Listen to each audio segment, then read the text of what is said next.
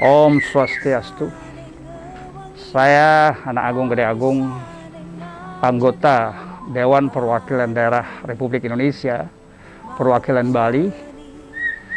Dengan ini ingin menyampaikan beberapa hal berkaitan dengan Dewan Perwakilan Daerah Republik Indonesia. Yang pertama, memang saya ingin menyampaikan apa dasar hukum dari adanya DPD RI. Pasca amandemen Undang-Undang Dasar 1945, di dalam pasal 2 ayat 1 jelas dinyatakan bahwa anggota MPR adalah terdiri dari anggota DPR dan DPD RI. Nah, di dalam pasal 22D itu dinyatakan bahwa anggota DPD RI itu dipilih dengan cara pemilu, yaitu pemilihan umum, sama dengan anggota DPR RI. Jadi pada kesempatan ini saya ingin menyampaikan bahwa antara DPD dengan DPR RI itu memang ada suatu perbedaan. Memang pemilihannya itu biasanya bersamaan, namun demikian dari segi politis itu berbeda.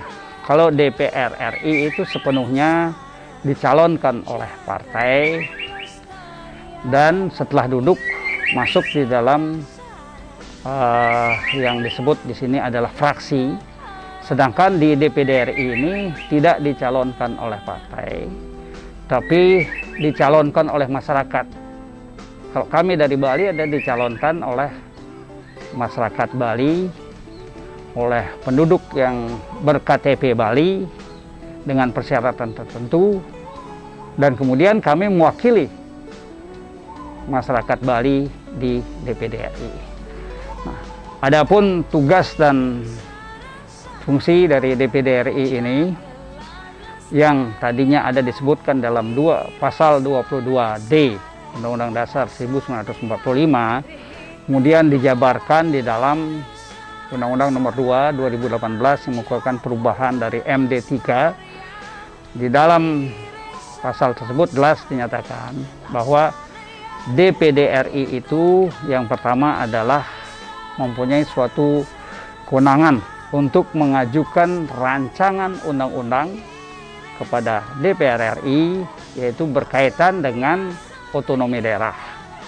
Dalam hal ini mungkin berkaitan dengan hubungan pusat dengan daerah, dan di sini yang paling penting di sini adalah mungkin ada pemekaran wilayah, penggabungan wilayah, dan juga berkaitan dengan sumber-sumber daya alam yang ada di daerah.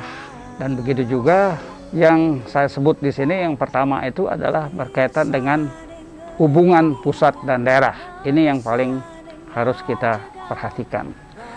Dan yang kedua, DPD RI juga memiliki suatu kewenangan untuk memberikan pertimbangan, yaitu berkaitan dengan undang-undang APBN, jadi RAPBN, rencana undang-undang APBN ini, dan juga rencana undang-undang yang berkaitan dengan agama, pendidikan, dan pajak.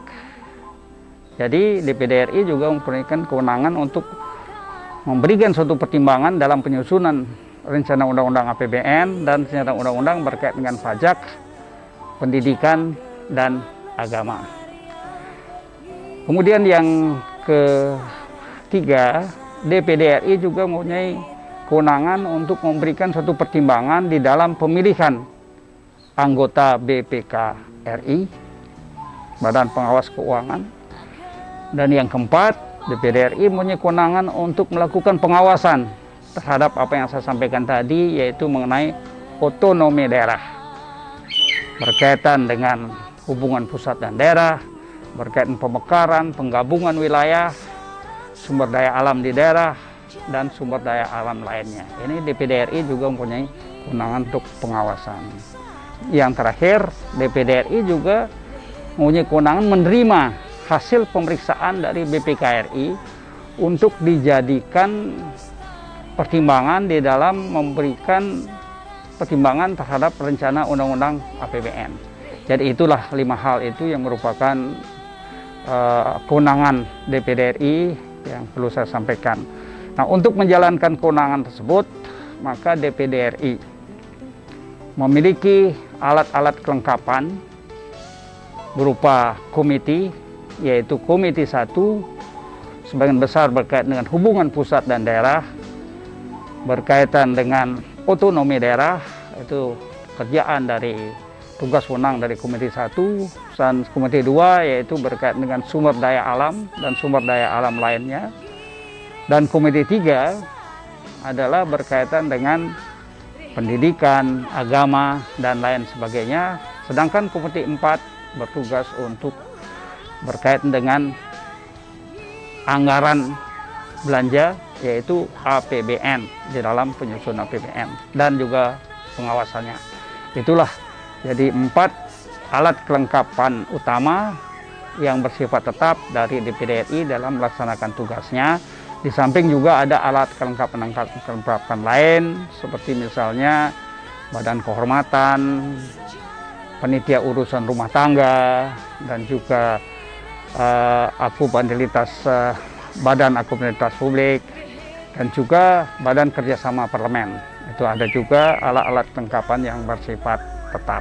Nah, khusus mengenai Komite 3, kebetulan saya berada di Komite 3, jadi tugas saya ini memang melaksanakan tugas berkaitan dengan pengawasan di bidang pendidikan, di bidang keagamaan, di bidang kesejahteraan sosial, termasuk juga berkaitan dengan disabilitas, dan di bidang juga keolahragaan, dan juga bidang pariwisata, serta bidang-bidang lainnya yang berkaitan dengan kesejahteraan sosial, yaitu kesehatan terutama di sini. Itu tugas kami juga di bidang kesehatan, dan termasuk juga di dalamnya adalah bidang ekonomi kreatif.